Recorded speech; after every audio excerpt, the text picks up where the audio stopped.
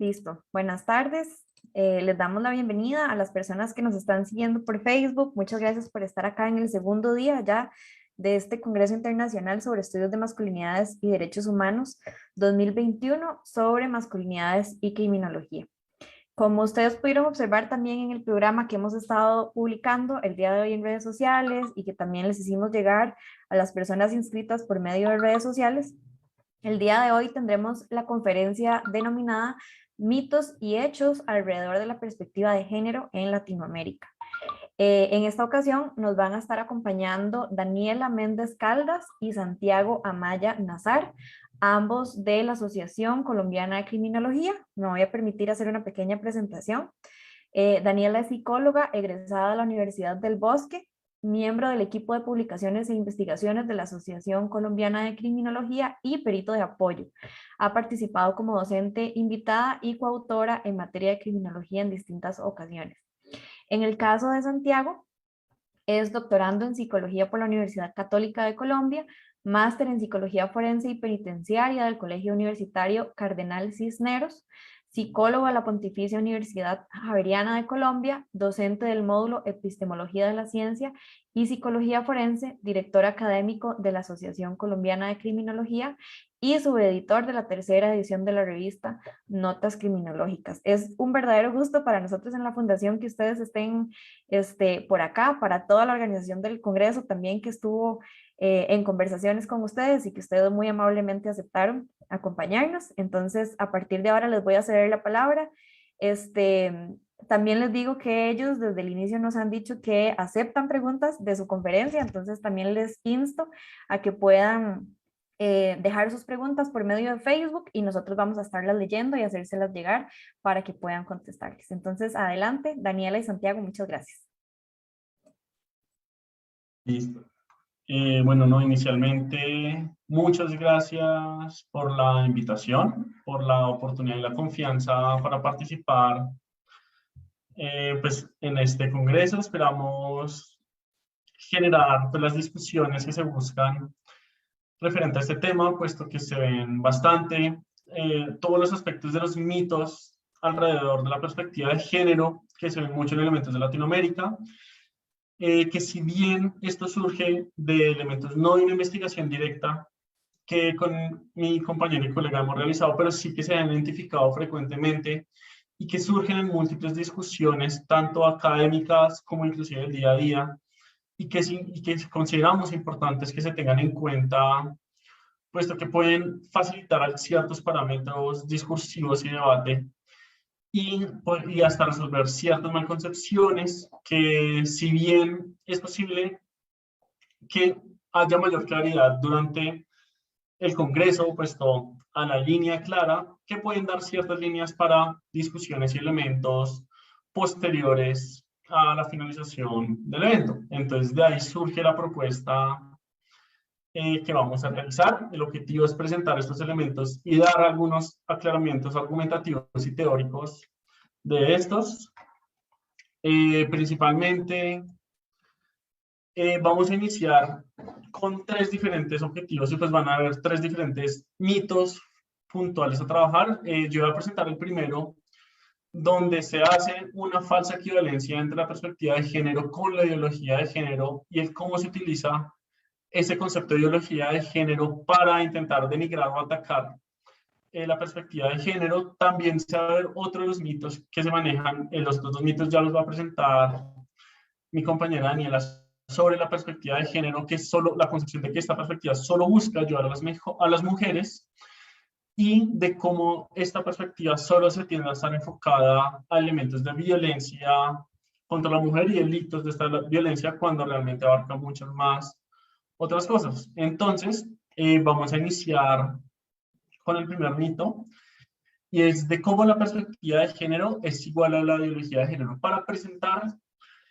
este mito, pues nos vamos a centrar en algunos elementos lógicos y epistemológicos, y nos vamos a basar en un texto que encontramos publicado en una revista indexada titulado La ideología de género en el derecho colombiano, publicada en la revista de ICON en el 2013, la cual es una revista indexada que pertenece a la Universidad de La Sabana en Colombia, y que al haber sido publicada en una revista indexada de orden jurídico criminológico, lleva a reconocer cómo es importante conocer estos elementos, ya que se pueden presentar en círculos académicos y no solo del diálogo del día a día, sino también en estos círculos. Y vamos a tomar algunos elementos que se presentan para rescatar algunas de las falacias y errores epistemológicos que se han identificado. El primero de ellos es uno de los elementos principales que identificamos que se presentaba era la falacia del hombre de paja. Una falacia es un error argumentativo que busca denigrar o atacar un argumento, pero sin realmente utilizar estrategias argumentativas, sino se ridiculiza o se ataca sin un soporte adecuado. Y el hombre de paja es una de las que se identificó más robustas, donde ¿qué es lo que se hace? O se ridiculiza el argumento o se toma algún elemento que beneficie sin tomar su integralidad. Y ahí viene el hombre de paja, donde se construye una ficción del argumento original que sea mucho más fácil de atacar. Entonces veamos un ejemplo. Pues al seguir la tesis de Simone de Beauvoir, quien sostenía que no naces mujer, te hace mujer, estaremos frente a una ideología que ha dejado de tener como centro a la misma mujer en su sentido pleno y la ha reemplazado por un abstracto. De hecho, lo más grave de esta ideología es su concepción antropológica, que es supremamente pobre, pues supone que el ser hombre o mujer no engrandece al género humano, sino que ve en ello un problema. Además, se empeña en poner a la mujer en una condición de inferioridad, no valora su valor, sino que la hace renunciar a su naturaleza, como si ella fuera el problema. Acá, ¿en qué elementos podemos explorar el hombre de paja? Cuando se explora el no naces mujer, sino te haces mujer, se exploran unos elementos sociológicos y contextuales referentes a la construcción social de ser mujer, pero donde la autora únicamente toma los elementos que benefician a su argumento, ignorando todos los elementos y ridiculizando o enfatizando únicamente unos criterios donde se asume esa construcción únicamente desde lo abstracto, pero que no se toman todos los elementos empíricos que se resaltan en la tesis original para este elemento. Y en ese texto se puede ver completamente dónde se hacen esos elementos. Se toma un argumento, se ridiculiza o se reduce a un abstracto para que sea mucho más fácil de atacar y que permita argumentar y resaltar los beneficios que se quiera hacer, pero realmente no se está contraargumentando la tesis global y la argumentación general que maneja la autora, sino solo aquello que beneficie la argumentación que se busca hacer. Y esos son elementos con los cuales se tiende a tildar a ideología toda una construcción fuerte que se ha manejado. Y ahí viene otro elemento importante que vendría a ser que se maneja un concepto vacío, un concepto poco claro. Entonces, ¿qué se plantea? La ideología de género suele utilizar expresiones como enfoque diferencial, perspectiva de género o transversalidad de género para identificar que se debe imponer esta ideología en todos los ámbitos. Sin embargo, ¿qué es importante? Cuando se mira el texto, cuando se miran sus elementos, la autora en ningún momento define conceptualmente qué hace referencia con ideología, en ningún momento define conceptualmente el enfoque, perspectiva o transversalidad. Entonces, cuando no se define, cuando no se está claro, se puede hacer una equivalencia con completa facilidad. Entonces, si no se hace una claridad de qué se hace referencia cuando se habla de una ideología, todos los elementos que considere que le beneficien los puede argumentar como hacen parte de una ideología. Y al concepto no estar claramente definido, al concepto no estar claramente delimitado, se puede utilizar a su completo beneficio. Entonces puede tomar elementos de la perspectiva de género como el reconocer su importancia de verlo en los ámbitos educativos como una muestra de ideología de traerlo a todos los ámbitos, ya que no se ha definido, puede adaptarse a su completa conveniencia. Y cuando esto pasa, también se le facilita el hacer uso del hombre de paja, donde se toma un elemento, por ejemplo, el de la perspectiva de género, que busca reconocer su implementación en ámbitos educativos para decir, vean, quieren traerlo a todos los ámbitos, es una muestra clara de una ideología. Constantemente se muestra esta falacia y la no definición que la misma autora da facilita que estos elementos se acomoden al beneficio de la argumentación que quiere dar, pero realmente se está haciendo un elemento falaz y vacío de la argumentación que se maneja. Finalmente, el otro elemento grande que se identificó en estas argumentaciones y cuando se intenta asumir como una ideología es cuando se hace una argumentación ontológica, epistemológica, biologicista, soportada en la falacia naturista. ¿Cuál es la falacia naturista? La falacia naturista es una falacia que implica que solo porque algo ocurre en la naturaleza es o no debe ser de esa manera, cuando realmente cuando algo ocurre en la naturaleza solo implica que ocurre ya, pero no implica que deba ser igual para la sociedad humana o que sea correcto o incorrecto, sino que eso ya se analiza a partir de los estándares y cánones propios de la sociedad humana. Veamos dos ejemplos que resaltan la falacia naturista y los peligros de esta.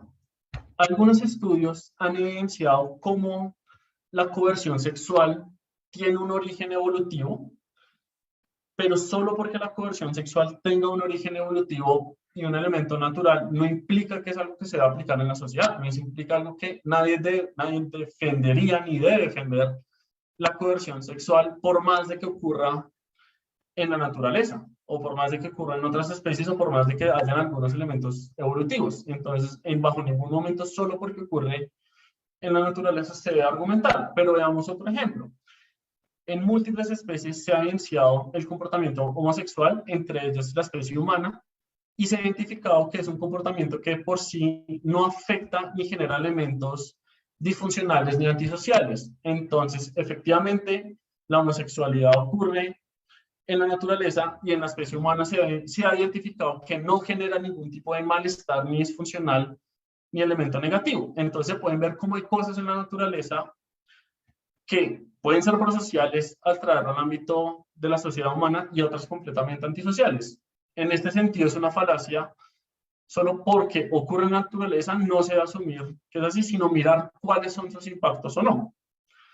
En este sentido, nuevamente aclaro frente al tema de la homosexualidad, es un tema que se ha encontrado que puede ser completamente prosocial, pero es más por las interacciones que se miran desde la misma especie. ¿Y cómo lo vemos en el texto? Si asumimos que el problema es la diferencia y pretendemos borrarla, ignorando la naturaleza y la realidad, no solamente nos estaríamos violentando, sino que dejaría de tener importancia hablar de sexos y hablar de complementariedad entre los sexos, lo que dejarían a su vez sin sentido la familia, el matrimonio, la maternidad y la paternidad. Aquí, ¿qué se puede explorar? Toda la argumentación viene desde una concepción de realidad naturista, cuando realmente desde la misma ontología hay fuertes discusiones desde lo que implica la realidad y cómo se relaciona esta referente al tema de la naturaleza, pero también se encuentra una relación de falsa causa donde se hace una escalada hacia los elementos de la familia, del matrimonio, de la maternidad y la paternidad, cuando desde la misma perspectiva de género se encuentran elementos que reconocen las diferentes familias, los diferentes tipos de vínculos que hay, ya sea de matrimonios cerrados, de relación abierta, los diferentes tipos de maternidades y los diferentes tipos de paternidades, o los diferentes tipos de relaciones sin necesidad de la existencia de maternidad y paternidad, y que también se hablan de elementos de complementariedad, pero alejándose desde una perspectiva binaria clásica, que es la que se ha venido fomentando. Entonces, acá se puede ver cómo se genera esta falacia de falsa causa y se extrapola todo y se hace una generalización apresurada a partir de una ontología naturista que incurre en la falacia naturista. A partir de todo esto, ¿qué se puede concluir? Las argumentaciones desde la ideología de género buscan generar una reinterpretación falaz de la perspectiva de género, donde se toman argumentos de la perspectiva de género y se les vincula algún tipo de falacia lógica con el fin de demeritar realmente la argumentación y no de generar una adecuada contraargumentación. Efectivamente, toda perspectiva no debe ser asumida como un dogma y está abierta a la argumentación y contraargumentación, pero lo que se encuentran en estos elementos cuando se utiliza el elemento de ideología de género es desde una argumentación completamente falaz, y al ser falaz realmente no se está cayendo en una argumentación justa. Entonces, eso fue un elemento que encontramos referente a uno de esos primeros mitos. Bueno, como Santiago se los venía comentando, digamos que nuestra ponencia surge de nuestra propia práctica profesional. Nosotros, a pesar de que trabajamos como desde la criminología y desde la ACC trabajamos en diferentes ámbitos de esta área, los dos también nos desempeñamos dentro de la psicología forense.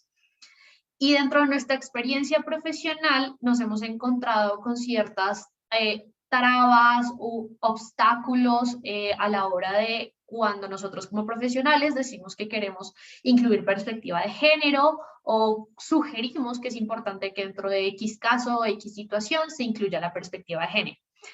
Entonces, en primer lugar, digamos que la parte más profunda del tema como filosófico y discursivo nos encontramos lo que mi compañero ya explicó, y son todas estas argumentaciones que no son tan sustentadas en lo que realmente es la perspectiva de género, y que en nuestra opinión pues surgen también un poco del desconocimiento de saber realmente qué es la perspectiva de género.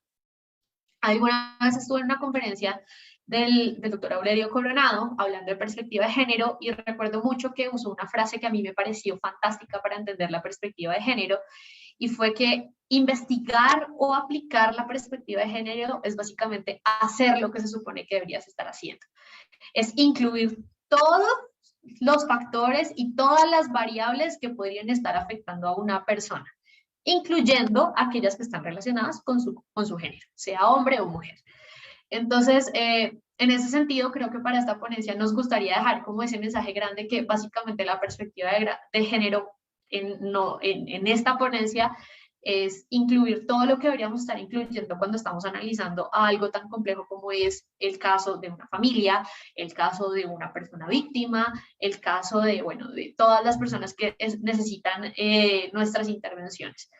Entonces, esa pequeña introducción me lleva a presentarles el segundo mito que más comúnmente nos encontramos nosotros, y es que la perspectiva de género solo busca ayudar a las mujeres. Esto no lo hemos encontrado, que nos lo dicen fiscales, que nos lo dicen abogados, que nos lo dicen muy preocupantemente autoridades, diciendo como no vamos a incluir perspectiva de género en este caso porque es que eso beneficiaría únicamente a la mujer o a la parte de X de este caso. Y resulta que a nosotros nos encantaría que nos dejaran hablar todas las veces para explicar que la perspectiva de género no busca reconocer únicamente a las mujeres o ponerla en superioridad, sino que busca tener en cuenta las relaciones de género que incluyen jerarquías, desigualdades y modelos culturales hegemónicos femeninos y masculinos. Ya les voy a traducir qué significan todos esos conceptos, pero básicamente lo que nosotros quisiéramos siempre dejar de contexto a las autoridades y a estas personas que ponen como de pronto estas trabas, es hacerles saber que nosotros solo buscamos que se escuche todo, que se escuchen todas las partes, que se escuchen todas las variables, que se escuchen todos los posibles como matices que puedan estar afectando un caso, porque no es lo mismo entender como que, no sé, el papá y la mamá están peleando por una custodia, cuando vemos realmente que papá y mamá están peleando por una custodia, pero tenemos una historia de violencia de género, o tenemos una historia en la que ella siempre se ha encontrado en una desventaja de poder porque, por ejemplo, él también es su jefe. Cosas de este estilo que cambian completamente la situación y nos hacen ponernos como otro tipo de gafas y otro tipo de forma de ver el mundo que cambiaría muchísimo la decisión que se está tomando. Entonces, para eso quisiera dejar claros como dos conceptos importantes que digamos que para el tema de este Congreso de Masculinidades nos resulta totalmente esencial para poder explicar el resto de este mito, que es masculinidad hegemónica y masculinidad subalterna. Seguramente a lo largo de este Congreso este concepto lo escucharán un montón, así que lo vamos a pasar súper rápido, pero para esta ponencia vamos a entender la masculinidad hegemónica como el modelo que se impone y reproduce y finalmente se naturaliza como práctica e identidad de género obligatoria para todos los hombres. Entonces, en términos generales, es ese tipo de masculinidad en el que la sociedad nos obliga a tener o que la sociedad espera de nosotros como, bueno, de los hombres. Y se refiere pues básicamente a este hombre macho, musculoso, que es que no entrega retroalimentación emocional de ningún tipo, que es papá distante, que no le interesa hacer parte de la vida personal en pareja, o que eso solo es, bueno, y que trabaja así en cosas de peso, que hace deportes, que no le gusta el color rosado. Bueno, este tipo de masculinidad es lo que entendemos como masculinidad hegemónica. Y las masculinidades subalternas, pues son todas aquellas que no cumplen con esos estándares, que a mi opinión profesional, yo pensaría que son casi todas las masculinidades, porque si entendemos que la masculinidad hegemónica, pues es este como estándar, y asumiendo que de pronto hay una persona que la cumple, pues si entendemos que las personas no pueden ser completamente iguales todas, pues ya entenderíamos que la masculinidad hegemónica solo la podría cumplir incluso solo una persona. Entonces, básicamente las masculinidades subalternas son todas las variaciones que encontramos de cómo me identifico o cómo expreso ser hombre. Entonces acá están incluidas aquellas que llaman de feminizadas, los hombres trans, aquellos hombres que tal vez ni siquiera disfruten los deportes y prefieren, no sé, hacer otras cosas que tradicionalmente se dicen que son de mujeres, o bueno, todas estas maneras de ser hombres. Entonces, teniendo en cuenta eso, nosotros, pues el hecho de que entender que la perspectiva de género no solo busca beneficiar a las mujeres, traemos algunos ejemplos de estrategias y diferentes como intervenciones que se han hecho en Latinoamérica, que se han hecho creadas por hombres y para hombres, para, digamos que tratar un poco de deconstruir estas masculinidades que de alguna manera siguen reforzando las violencias de género que son como naturalizadas dentro de nuestra sociedad. Entonces, en este primer ejemplo les presento el Instituto para el Desarrollo de Masculinidades Antihegemónicas de México. Ellos pues son una organización no gubernamental que intenta como apoyar desde el área de ellos, y como les digo, creado por hombres y para hombres, este tema de la deconstrucción. Entonces, acá solo hay un ejemplo de todas las diferentes estrategias que ellos están tratando de extender a lo largo de Latinoamérica. Entre ellos hay conferencias, círculos para hombres, círculos para mujeres y workshops. Tenemos creación de contenidos, campañas, la creación de un termómetro empresarial de diversidad, igualdad e inclusión, conversatorios masculinos, investigaciones e informes, colaboración en medios, consultorio de apoyo y atención a la población masculina y creación de cursos de e-learning. Todas estas estrategias de alguna manera buscan generar un impacto a nivel social que se vayan como visualizando a nivel un poco más macro y que se vean políticas públicas en la forma de impartición de justicia y cómo lograr esos alcances grandes, ¿cierto? Entonces, un ejemplo de esto y de estos alcances que este tipo de estrategias, no directamente, pero digamos que de estrategias como esta, si los quieren ver más profundidad, el link de acceso es de machosahombres.com, es muy interesante todo lo que hacen, así que los invito pues a que vayan y los conozcan, está muy interesante lo que hacen. Entonces, como les iba diciendo, el reflejo de este tipo de intervenciones y el reflejo de este tipo de intervenciones a nivel político y social y macro se ven en cosas como estas. Esto fue la ley 2114 del 2021 que se aprobó en Colombia este año, el 29 de julio del 2021, y esta ley decreta el aumento en días de la licencia de paternidad. Pasamos, si no estoy mal, de esta ley pasó como de 1 semana a 2 semanas de licencia. Digamos que esa no fue la gran victoria porque pues todavía estamos como lejos de que sea algo real, una licencia de paternidad, pero la gran victoria que tuvo esta ley fue la inclusión del concepto de licencia parental compartida. Esto fue una victoria enorme para Colombia, que la ley contemple y ampare el hecho de que las licencias de cuidado de un bebé recién nacido tienen que ser completamente compartidas y tienen que ser lo más equitativas posible, ¿cierto? Cuando estamos hablando de licencia parental compartida, ya abre la puerta a una discusión que nunca se había dado en este país, que de alguna manera se tenía naturalizado que las mujeres iban a cuidar todo lo que fuera necesario el bebé, mientras a la semana el papá tenía que regresar pues a trabajar.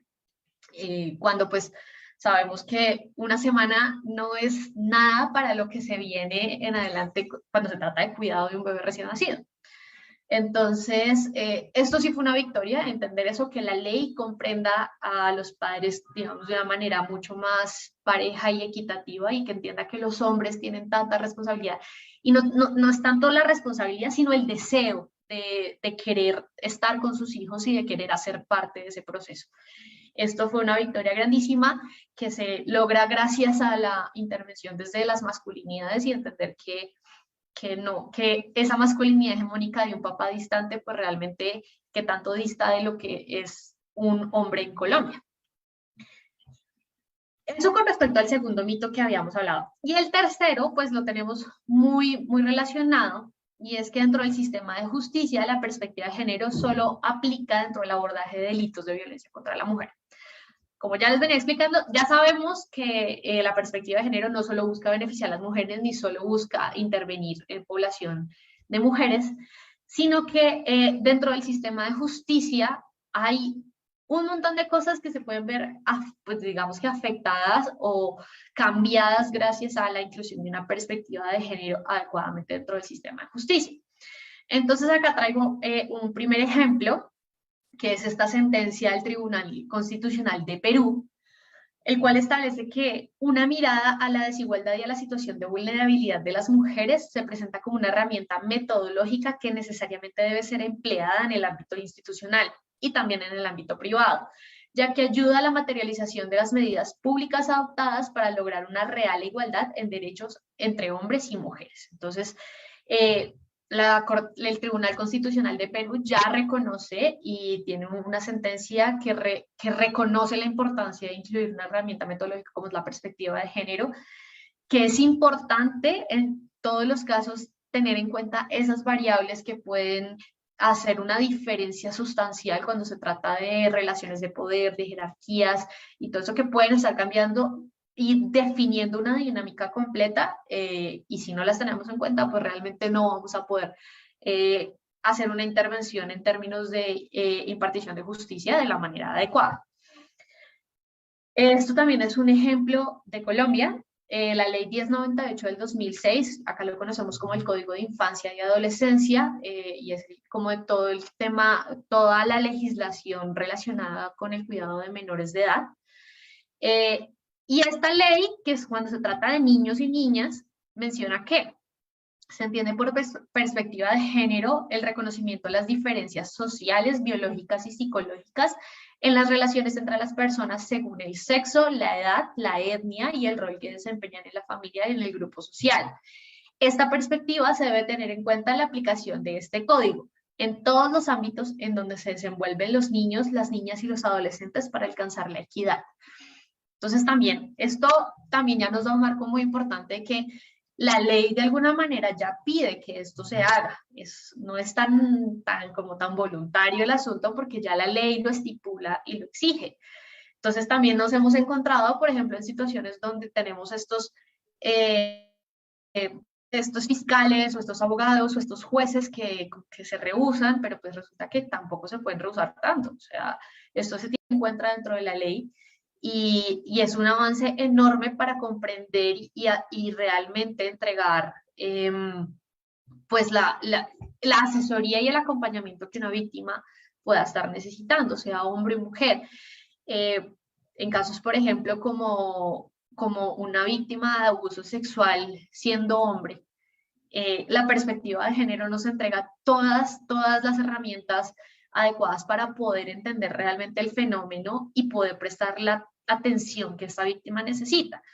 En otro momento, sin la perspectiva de género, seguramente lo que habría pasado es que una víctima de abuso sexual hombre pues no denuncia porque pues desde puerta le están diciendo que es gay, que él debería disfrutar eso, que otros darían lo que fuera por haber sido abusado sexualmente por una mujer, y bueno, un montón de cosas que no tienen ni pies ni cabeza, pero digamos que la perspectiva de género ha abierto las puertas a que esto se haga de una manera mucho más responsable y se haga como, pues, como tiene que ser la atención adecuada en todos los casos.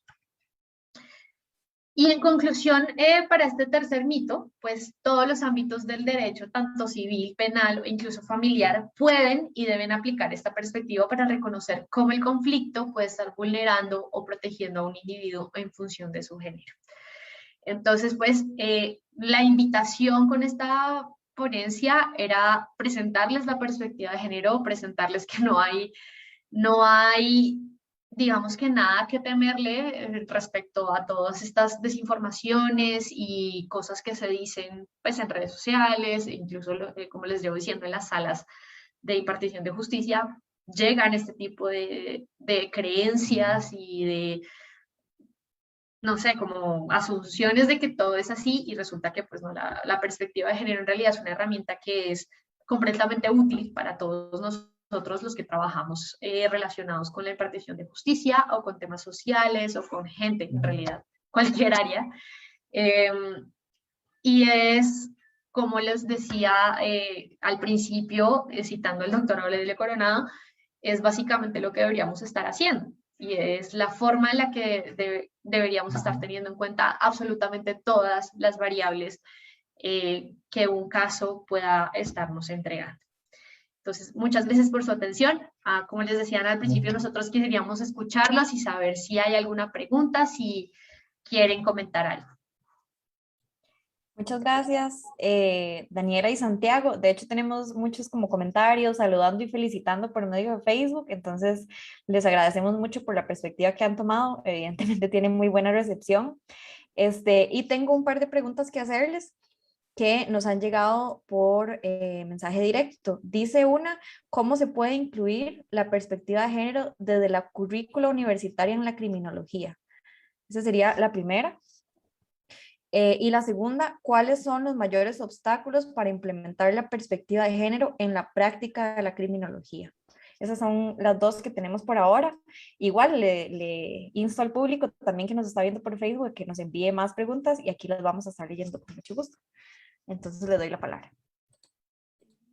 Pues, en cuanto a la primera, referente a la inclusión en los temas de estudio, bueno, yo creería que para una inclusión integral de la perspectiva de género en la formación, es necesario una inclusión no solo teórica y académica, sino también salirnos un poco de los elementos hegemónicos. Entonces, ¿en qué sentido? Si se va a hacer una formación de elementos hegemónicos completos y de reconocimiento, entonces, pues, y pues lo voy a decir desde mi parte, no podemos ser solo hombres blancos heterosexuales diciendo cómo debe ser el pensum, sino, y tomando en cuenta la gran variedad de temas de género, debemos considerar elementos y participación de personas trans, de personas de la comunidad LGBTI,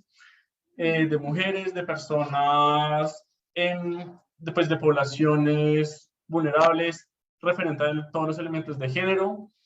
Entonces yo creo que, claro, está el elemento académico, pero una adecuada inclusión y vinculación debe tomar la participación de estas personas. Yo no podría vincularme en la experiencia de cómo ha sido la historia de vida o los riesgos y vulnerabilidades que puede llegar a tener un hombre trans o una mujer trans o un hombre, y es necesario incluirlos y que hagan parte en algunos de esos elementos. Y hay también personas de esas comunidades que también tienen una formación académica muy fuerte y muy robusta y que también es importante que participen. Entonces yo creería que un elemento importante es salirnos de pronto de eso, porque pues yo reconozco que soy una persona que ha tenido muchos privilegios en la vida y no podría, y más allá de lo de académico o algunos elementos abstractos, no voy a reconocer qué aspectos serían importantes para la vinculación. Por ejemplo, en la formación criminológica, criminalística de la policía, que haya contacto y que haya vínculos con personas de la población trans para realmente ver cómo se pueden solucionar elementos de trato y vinculación y algunas de estas situaciones. Entonces, para la primera pregunta, pues se me ocurre eso y pues sería mi perspectiva. Y para la segunda también. Realmente la inclusión de la perspectiva de género en cualquier ámbito, sea académico o sea completamente aplicado, creo que lo elemental es la inclusión de estas personas y de estas poblaciones y que incluyan su propia, pues como son las dueñas de estas historias y realmente los dueños de quienes han peleado para que todo esto, digamos, que salga a flote y tenga la fuerza que tiene ahora, pues tienen que ser ellos también quienes lo enseñen, porque, pues no sé, puede pasar que si yo puedo, digamos, en nuestro caso, los dos reconocemos que tenemos ciertas historias muy privilegiadas, y a pesar de que hacemos nuestro mejor esfuerzo por traer la información lo más estructurada posible y presentar todo esto de esta manera, no es lo mismo a que se los presente una persona que ha tenido la historia en carne propia y ha presentado todo eso. Entonces, creo que eso por un lado, y lo otro que yo añadiría es como la invitación a los profesionales que se están formando, uno, a interesarse por el tema. Puede que ahorita no estén en los pensum todavía, pero sí hay información, sí hay manera de formarse en esto, en otros ámbitos, y la invitación está a que lo hagan, y sobre todo a pegar el salto a usarlo. Creo que estos escenarios académicos son completamente válidos, son muy necesarios para abrir discusiones, pero realmente tenemos que pegar el salto de la academia a la práctica y llevarlo a la sala sin miedo, sin... bueno, puede que haya rechazo, pero sin miedo a hacerlo, con toda la formación y con toda la claridad teórica para decir, como no, es que esto tiene ciertas cosas que vamos a tener en cuenta. Entonces, sí, yo también creería que tanto en el ámbito educativo como en el profesional de la criminología, pues la invitación está a eso, a incluir y pues a arriesgarse a pegar el salto para llevarlo a cada uno de nuestros países y ser los profesionales que pues realmente están como trayendo esto a la práctica constante. Excelente, muchas gracias. Les voy a hacer una última pregunta para ya ir pronto al receso y dice así: ¿por qué creen que hay tanta resistencia ante el tema? ¿Qué hace que muchas personas no se sientan convocadas con la perspectiva de género? Eso está un poquito difícil, ahí va. Y les doy los últimos minutos de cierre para contestar. Sí, bueno, digamos que en nuestra experiencia y de donde digamos que les decimos que vemos, que nos encontramos esto, yo pensaría que uno, pues hay un montón de desinformación.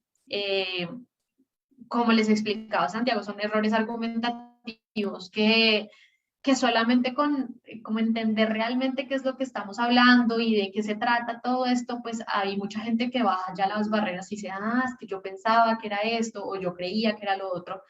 Entonces creo que se hacen como conclusiones muy rápidas sobre lo que es la perspectiva de género sin que realmente pues tengan o una formación o se hayan tomado la tarea de tratar de entenderlo, así sea.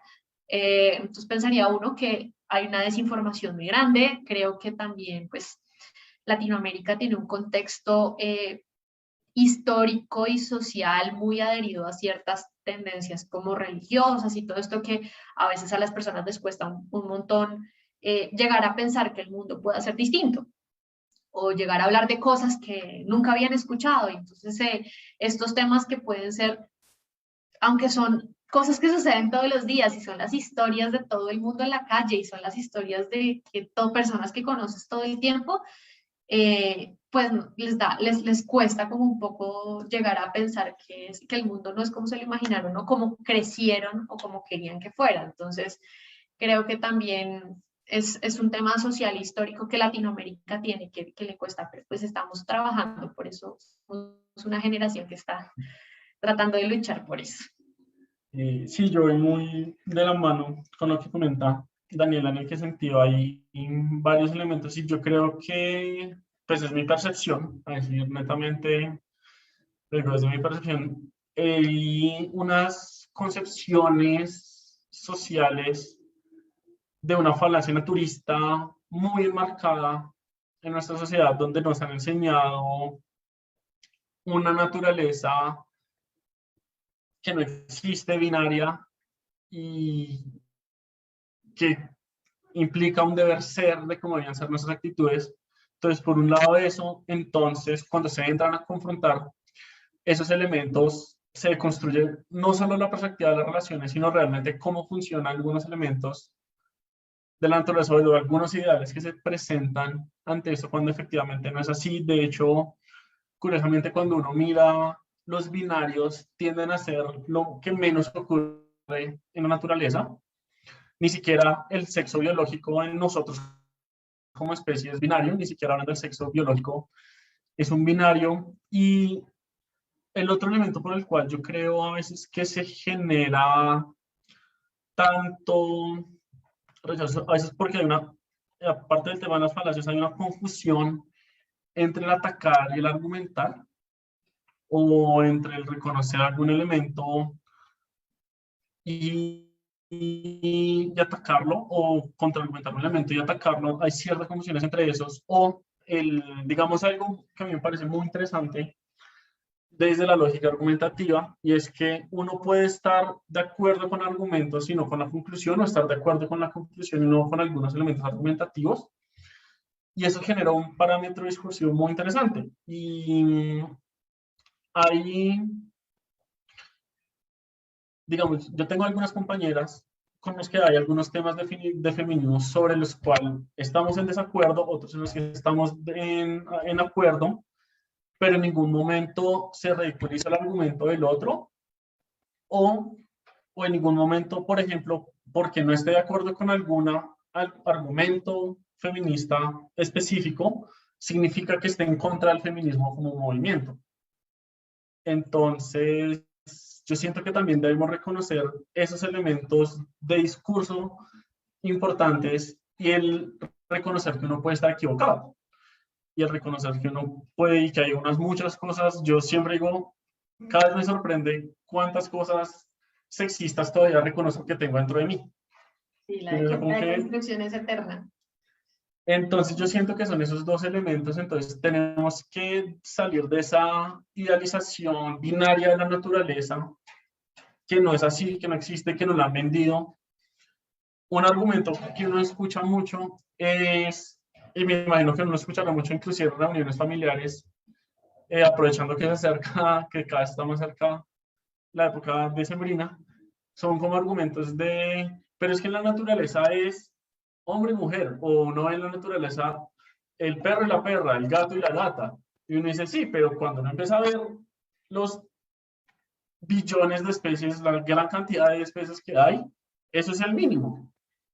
Y solo porque sea así no implica que también debe ser así entre los humanos, lo que implicaba en la...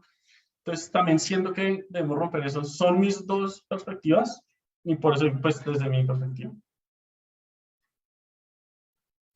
Bueno, les agradezco mucho por sus respuestas y les hago extensivos los saludos y las felicitaciones que estamos recibiendo en redes sociales. Muchísimas gracias por haber sido parte de este congreso. Esperamos que no sea la última vez. Agradecemos a la Asociación Colombiana de Criminología por su aporte.